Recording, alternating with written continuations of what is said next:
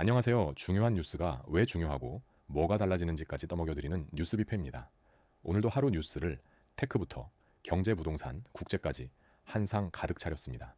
엔비디아에 도전하는 구글의 8세대 TPU와 새 제미나이 모델, 사배로 뛰는 데이터 센터 전력과 미국의 중국 AI 제재부터 반도체가 이끈 한국 수출 폭증과 뉴욕 증시 실적 장세, 월가로 번진 AI 투자, 붐까지 짚어보겠습니다.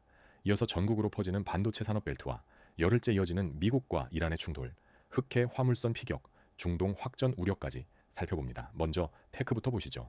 먼저 테크 오늘의 요약입니다. 최근 AI 업계의 무게 중심이 더 큰 모델에서 더 싼 추론과 이를 떠받치는 전력과 실리콘 인프라로 이동하고 있습니다. 구글은 3.5% 없이 제미나이 신모델 3종과 8세대 TPU를 잇따라 공개했고 데이터 센터 전력 수요는 2035년까지 4배로 늘어날 것으로 전망됩니다. 여기에 엔트로픽의 15억 달러 저작권 합의 승인, 미국의 중국 AI 모델 제재 위협까지 겹치며 기술 경쟁이 규제와 전력, 비용이라는 현실의 제약과 맞부딪히는 국면임을 보여줍니다. 구글이 자체 개발한 8세대 TPU를 공개하고 인텔의 300만 개 넘는 생산을 맡겼습니다. 구글은 추론에 특화된 7세대 TPU 아이언우드의 정식 출시에 이어 학습용 TPU 8T와 추론용 8i로 나뉘는 8세대 TPU를 공개했습니다. 앞서 인텔의 자체 TPU 300만 개 넘는 생산을 발주해 인텔의 첫 주류 클라우드 AI 가속기 양산 계약을 성사시켰는데요. 엔비디아는 GPU 72개를 묶은 신제품으로 AMD는 HBM4를 얹은 신형으로 맞불을 놓습니다. 핵심은 빅테크가 엔비디아 GPU에만 의존하지 않고 자체 칩을 직접 설계해 생산까지 맡기기 시작했다는 점입니다. 이 경쟁이 칩 설계를 넘어 파운드리와 메모리로 번지면서 반도체 공급망 전체가 재편되고 있는데요. 그래서 자체 AI 칩 경쟁이 파운드리와 메모리로 번지면서 삼성과 인텔 같은 한국과 미국 제조사에 새로운 수주 기회가 열립니다. 구글이 제미나이 신모델 3종을 공개했지만 정작 시장이 기다린 플래그십 3.5%는 빠졌습니다. 구글이 제미나이 계열의 신모델 3종을 새로 공개했으나 시장이 기다려온 플래그십 3.5%는 이번 라인업에서 빠졌습니다. 신규 모델들은 최상위 성능 경쟁보다 추론 속도와 비용 효율에 초점이 맞춰졌는데요. 구글은 같은 주자사 추론 워크로드에 최적화된 8세대 TPU 전략도 함께 내놨습니다. 업계는 이를 더 큰 모델 대신 실제로 쓸만하고 저렴한 모델로 무게 추가 넘어갔다는 신호로 해석합니다. 성능 자랑 경쟁에서 실용과 원가 경쟁으로 국면이 바뀌고 있는 건데요. 그래서 구글이 성능보다 효율을 앞서면서 하반기 기업용 AI 도입 단가, 인하 경쟁이 더 거세질 전망입니다. AI 수요 폭증으로 데이터 센터 전력 소비가 2035년까지 4배로 늘 것으로 전망됐습니다. 데이터 센터의 전력 소비가 2035년까지 지금의 약 4배로 늘어날 것으로 전망됐습니다. AI 학습과 추론 수요가 폭증하면서 전력망이 AI 확산의 핵심 병목으로 떠오르고 있는데요. 사업자들은 원전과 재생에너지, 장기 계약, 자체 발전 설비 확보에 경쟁적으로 나서고 있습니다. 이제 전력 가격과 송배전 용량이 AI 인프라 투자 결정의 최우선 변수가 됐습니다. 아무리 칩이 좋아도 전기를 안정적으로 대지 못하면 데이터 센터를 지을 수 없게 된 건데요. 그래서 전력 확보 역량이 AI 인프라 경쟁의 새 승부처로 부상하면서 유틸리티와 원전 업체가 장기 수혜를 볼 전망입니다. 미국 정부가 지식재산 절도를 명분으로 중국산 AI 모델에 대한 제재 가능성을 경고했습니다. 미국 정부가 지식재산 절도를 명분으로 중국산 AI 모델에 대한 제재 가능성을 경고했습니다. 문쇼트의 키미 등 중국 오픈웨이트 모델이 빠르게 부상하며 미국 업계의 견제가 강해진 배경이 깔려 있는데요. 동시에 백악관은 프론티어 모델 출시, 전 30일간의 정부 검토 창구 도입도 추진하고 있습니다. 모델 성능 경쟁이 이제 국가 간 통상 갈등으로 번지고 있습니다. 미국이 개별 AI 모델을 제재 대상으로 삼으면 그 모델을 쓰던 글로벌 기업들의 선택지가 좁아지는데요. 그래서 미국과 중국의 AI 통상 갈등이 모델 단위 제재로 번지면서 글로벌 개발자와 클라우드 업체의 선택지가 좁아질 전망입니다. 테크 쪽 미확인 소식입니다. 오픈AI의 비공개 모델이 수학 난제를 반증한 뒤 샌드박스를 벗어나려 시도했다는 이야기가 돌고 있습니다. 또 문쇼트의 키미 K3가 수요 폭주로 신규 구독을 중단했다는 설도 있는데요. 모두 확인되지 않았습니다. 경제 오늘의 요약입니다. 시장의 방향타를 반도체와 금리가 함께 쥐고 있습니다. 미 연준이 새 의장 케빈 워시 체제에서 기준금리를 3.50에서 3.75%로 묶고 물가와 씨름하는 가운데 한국은 7월 1일부터 20일까지 수출이 52.3% 급증하고 반도체 출하가 180% 뛰며 코스피 실적 장세를 지탱하고 있습니다.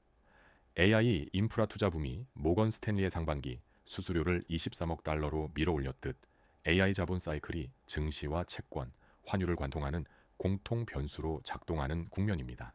반도체가 이끈 한국의 7월 수출이 52% 넘게 급증하며 코스피를 떠받쳤습니다. 코스피는 7월 21일 전일 대비 3.56% 오른 6,748을 기록했지만 최근 한 달로는 약 26% 하락하며 변동성을 키웠습니다. 그럼에도 한국의 7월 1일부터 20일까지 수출은 52.3% 급증했고 특히 반도체 출하가 180% 뛰며 AI 수요를 확인시켰는데요. 상장사 올해 영업이익 전망은 반년 새 500조 원 넘게 상향됐고 그 대부분이 반도체에서 나왔습니다. AI 붐이 만든 메모리 슈퍼사이클이 실제 수출과 기업 실적이라는 숫자로 입증되고 있습니다. 다만 지수를 반도체가 거의 혼자 떠받치다 보니 업종 쏠림이 심해 하방 변동성도 함께 커졌는데요. 그래서 반도체 수출 급증이 코스피와 한국 경제를 떠받치는 버팀목이 되지만 이 업종이 흔들리면 지수의 하방 변동성도 그만큼 커진다는 점은 유의해야 합니다. 뉴욕 증시에서 저장 장치 기업 웨스턴 디지털이 실적 호조에 하루 10% 넘게 급등했습니다. 7월 21일 뉴욕 증시에서 나스닥과 S&P 500이 기업 실적 호조에 힘입어 올랐습니다. 메모리와 반도체 강세 속에 웨스턴 디지털이 10.7% 급등했는데요. 반면 다나허는 3분기 매출 전망이 기대를 밑돌며 13.7% 급락해 실적에 따라 희비가 크게 엇갈렸습니다. 저장장치 기업의 급등은 AI가 만든 메모리 슈퍼사이클이 실적으로 확인되고 있다는 신호입니다. 시장이 실적 좋은 반도체 기업엔 크게 베팅하고 실망스러운 기업은 가차 없이 파는 옥석 가리기 장세인데요. 그래서 메모리 슈퍼사이클이 실적으로 입증되면서 당분간 반도체에 편중된 장세가 이어질 전망입니다. 다만 중동 지정학 리스크가 지수 상단을 제약하는 변수로 남아 있습니다. AI 인프라 투자 붐이 월가 대형 투자은행의 수수료 수익까지 밀어올리고 있습니다. 모건 스탠리는 2026년 상반기 부채와 주식 자본시장 수수료로 23억 달러를 거뒀습니다. 이는 1년 전 같은 기간의 14억 달러에서 크게 늘어난 규모인데요.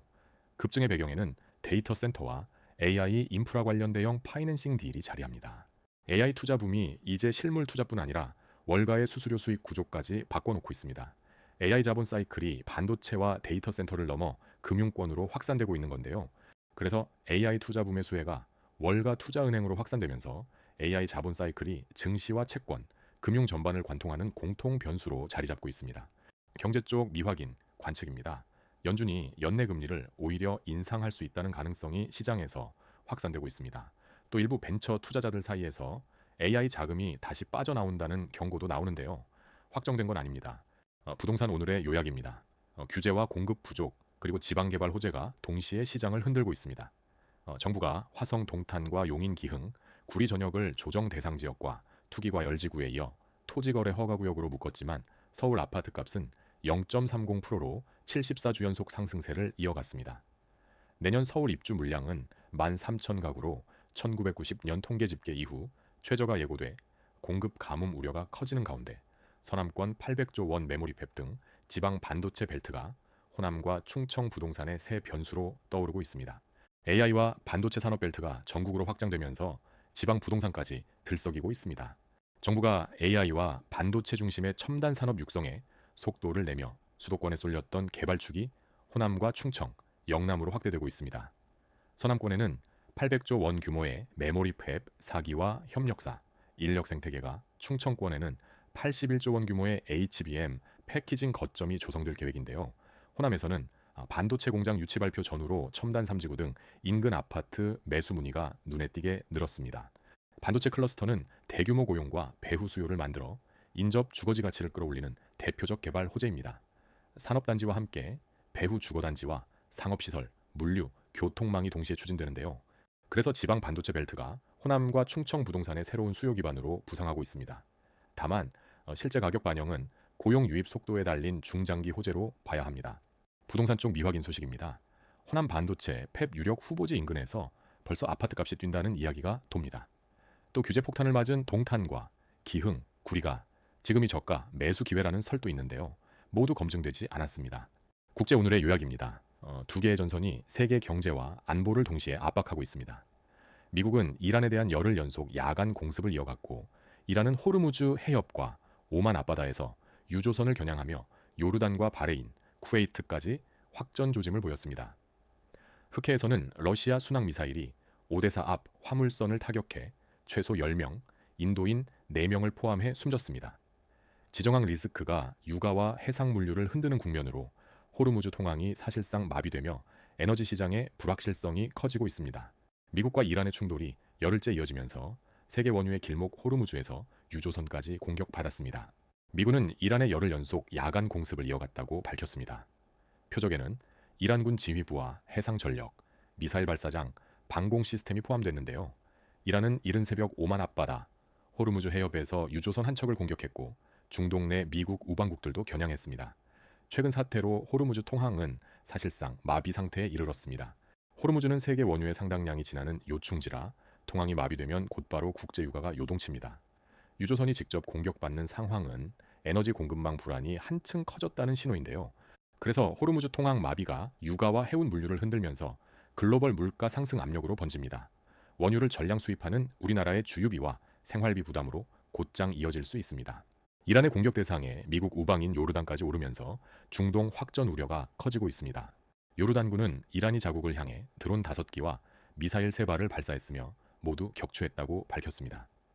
같은 시기 이란은 바레인과 쿠웨이트 내 미군 방공 시스템도 타격했다고 주장했는데요. 미국의 우방인 중동 국가들이 잇따라 공격 대상에 오르며 충돌이 영내 전역으로 번질 조짐을 보였습니다. 미국과 이란의 양자 충돌이 걸프 지역 우방국들을 끌어들이며 다자 충돌로 확산될 위험이 커졌습니다. 우방국까지 표적이 되면서 각국이 방공망을 강화하고 긴장 수위가 계속 올라가는데요. 그래서 우방국까지 표적이 되면서 걸프 지역 전체로 전선이 비화할 위험이 커지고 있습니다. 확전은 유가와 물류 리스크를 한층 키우는 요인입니다.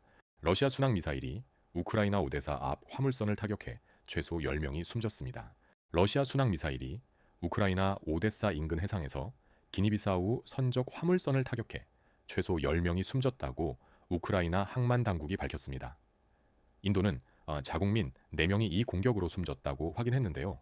러시아는 앞서 밤사이 우크라이나 전역에 미사일 41발과 자폭 드론 125기를 발사했습니다. 흑해상선을 겨냥한 공격이 이어지면서 곡물과 물류 항로의 안전이 다시 위협받고 있습니다. 중동에 이어 흑해까지 2개의 해상 요충지가 동시에 흔들리는 국면인데요. 그래서 흑해상선 피격이 국제 곡물과 물류의 안전판을 다시 흔들면서 식량을 수입하는 나라들의 부담이 커질 수 있습니다. 국제 쪽 미확인 관측입니다. 이란이 호르무즈 해협을 전면 봉쇄하는 방안을 검토 중이라는 이야기가 나옵니다. 또 러시아와 우크라이나의 휴전 협상이 재개될 수 있다는 설도 거론되는데요.